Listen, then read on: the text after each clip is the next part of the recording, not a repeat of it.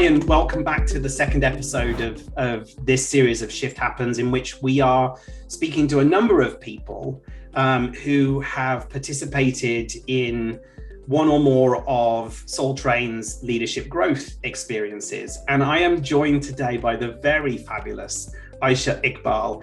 Aishah, I wonder if you would introduce yourself to the people tuning in. Who are you? What do you do? And how do you know Soul Trained? Of course.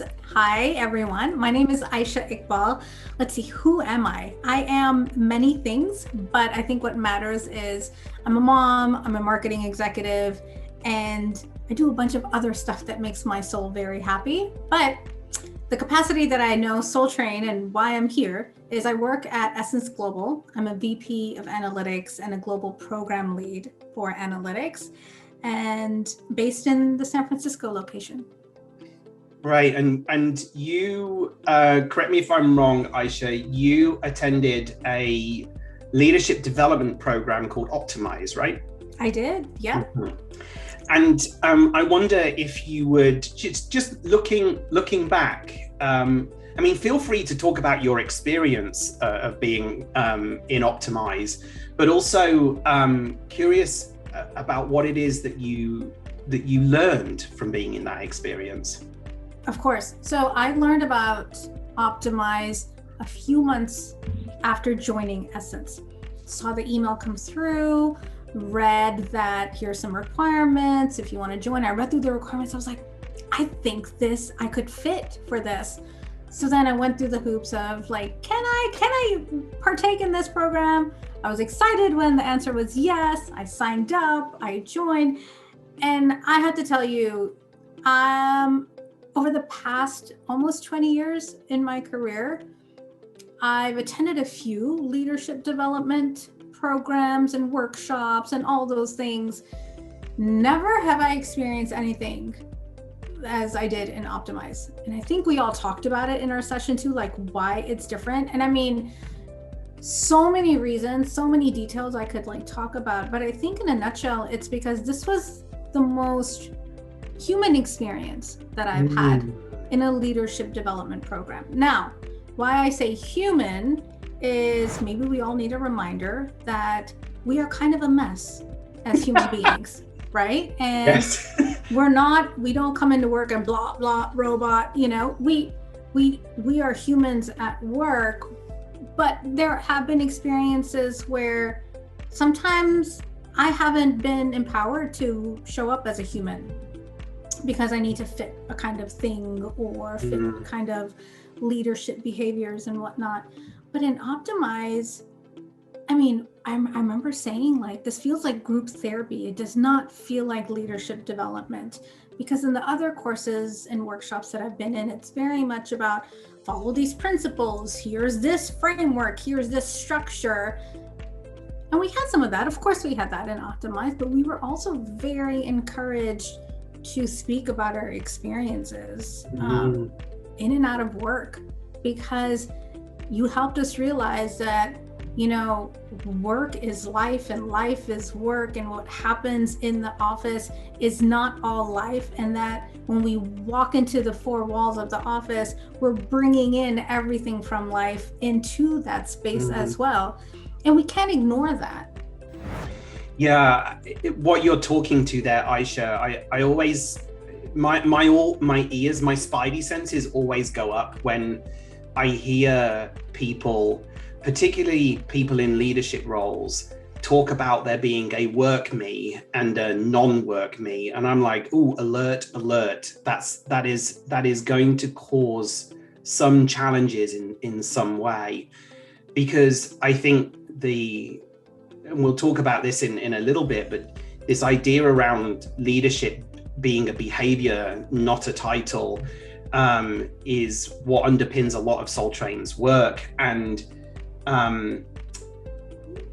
that leadership has got absolutely nothing to do with your pay grade and everything to do with the extent to which when you look around you have followers. And so the question is, well, how do I get followers? And the answer is, you be a decent human being, one that is authentic and congruent. And so that idea of being able to bring in all parts of who I am and allow that to be part of my leadership style and my leadership approach is so important.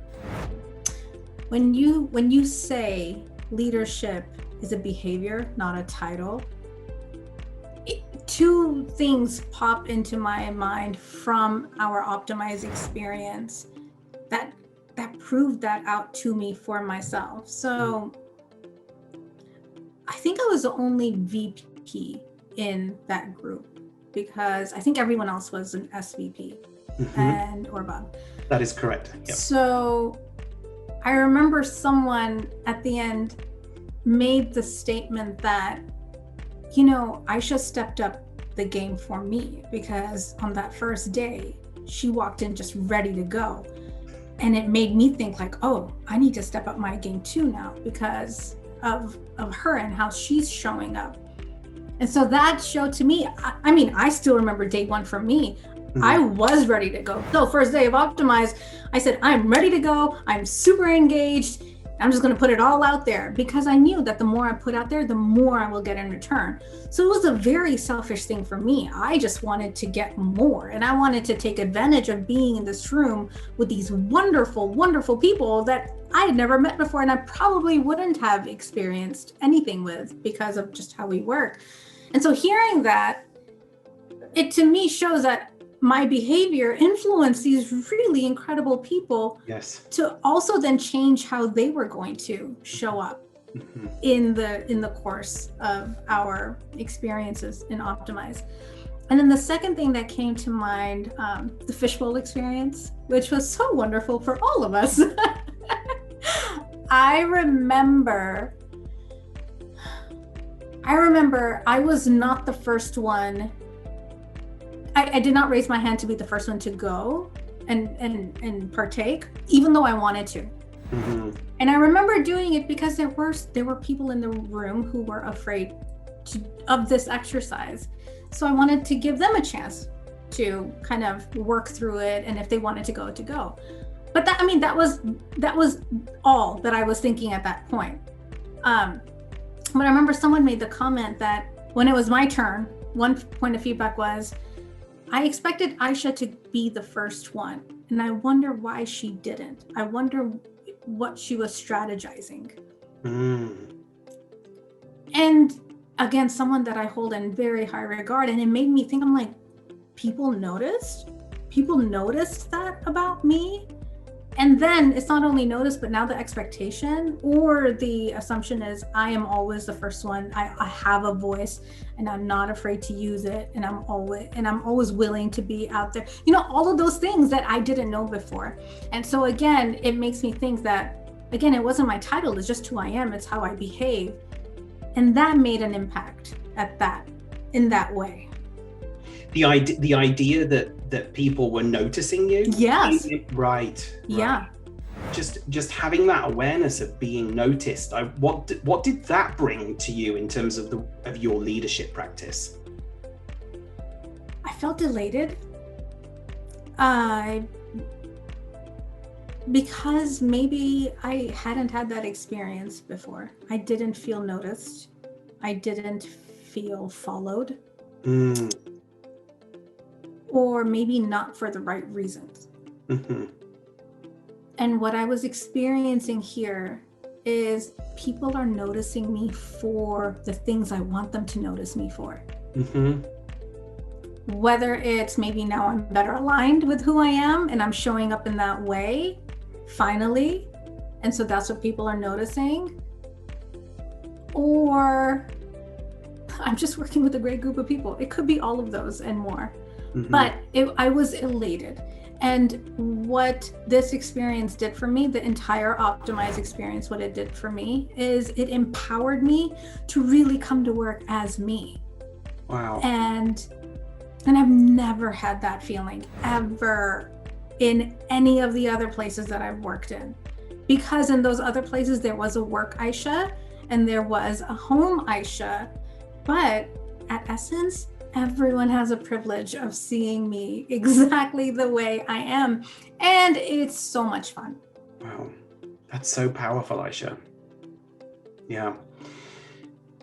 Now you talked a little bit about how it felt like group therapy to you, and how you yourself have been in therapy. And I would imagine for some people that are listening to this, some people want to go into leadership development experiences, learning experiences, and they don't want it to be group therapy. And so some of them might be, some people tuning in might be like a bit scared or a bit anxious about what you're talking about. I wonder if you would have a message for them about that. The thought of group therapy is scary. I'm not going to deny that, because being in a room with 6 to 10 other people, again, I've never worked with them before, bearing my soul to them. It's hard to put yourself in a vulnerable space like that, especially at work. Because we are taught in so many cultures and so many societies that to be vulnerable is to show weakness. And you can't let anyone see you being weak, because then they know how to hurt you. We teach our children that, knowingly or unknowingly. And so when you have someone coming in, crying, sharing their deepest experiences, of their family life in this group, that's scary as hell for everyone, for a lot of people, because then it makes them think or feel that, oh, now they know how to get me. They're going to think I'm a weak person, I'm a weak leader, and I can't have that. I personally think that vulnerability and being able to share in that way with other humans, there's nothing more powerful than that. There is nothing more strengthening than that. And so for anyone who is worried about the potential of a leadership program turning into group therapy, I mean, you allowed us a space to say no thank you to that as well. Right. Exactly. You didn't force us all to share so openly. You very much gave us a space to take a step out if we didn't want to join. And that again is another powerful statement to how effective and how important the program that was created. Yeah, thank you, Aishah. Yeah, it's important to say that these learning development experience, these leadership development experiences are not therapy. Yes.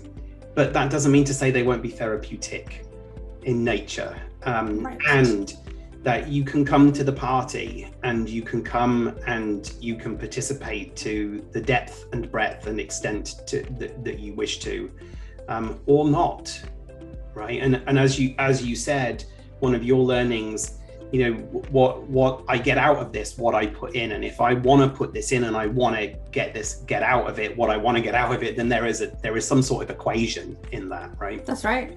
Yeah, absolutely.